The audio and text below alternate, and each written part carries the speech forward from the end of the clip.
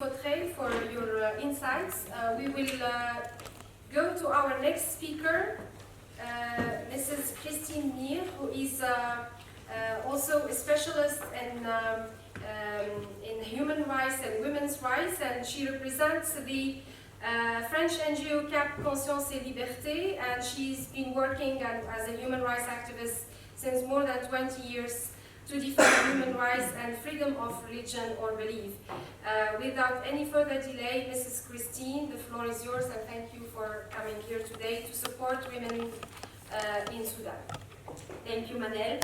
And first of all, I would like to thank MEP Martussciello to give me the opportunity to talk about the devastating impact on women on the ongoing conflict in Sudan and the crucial role they can play in the peace process. As we all know, women, along with children, are the most vulnerable targets in wartime.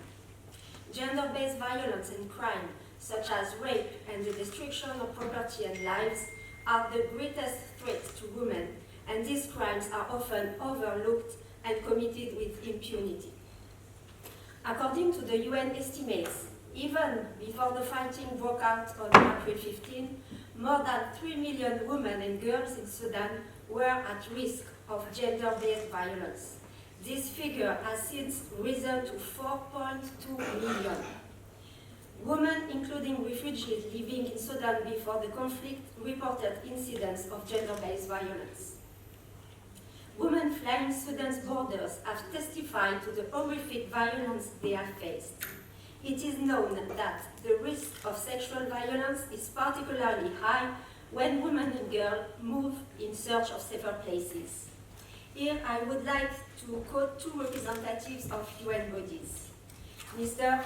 Martin Griffiths, Under Secretary General for Humanitarian Affairs and Emergency Relief Coordinator, I quote, "It is unconscionable that Sudan's women and children whose lives have been upended by this senseless conflict are being further traumatized in this way. What we are witnessing in Sudan is not just a humanitarian crisis, it's a crisis of humanity." And Catherine Russell, Executive Director of UNICEF, I quote, "What we are seeing yet again is a rise in horrific sexual violence during times of crisis. It's a pervasive, yet all too often concealed human rights violation, which can have devastating long-term physical and mental impacts on survivors. It's critical to design prevention and response plans that put the need of women, girls, and all survivors at the heart." Sudanese women face immense challenges in overcoming the consequences of war. They have been betrayed by the very forces that were supposed to bring them stability and security. Despite these difficulties, Sudanese women remain determined to make their voice heard in peace-building efforts. To understand the role of Sudanese women in the struggle for a country at peace and respectful of their rights, it is important to look back at the history of women in Sudan. Since the late 19th century, women have been organizing and forming groups to resist colonization and fight for their rights. The creation of the Sudanese Women's Union in 1952 marked a turning point in the women's movement. We owe it the adoption of equal pay for equal work in 1953 and the tackling of a plethora of discriminatory practices often presented as rebel traditions. It also put an end to obedience laws which forced a woman to return to her abusive partner and forfeit all rights due to her as a human being. Since the Sudanese Revolution of 2019 that ousted dictator Omar al-Bashir, the vital role played in shaping this historic event by these women, known as Kandakat, in reference to the powerful Nubian queens, has attracted considerable international attention. Their protests to the Central Army Command were extraordinary in the face of 30 years of systematic suppression of their rights.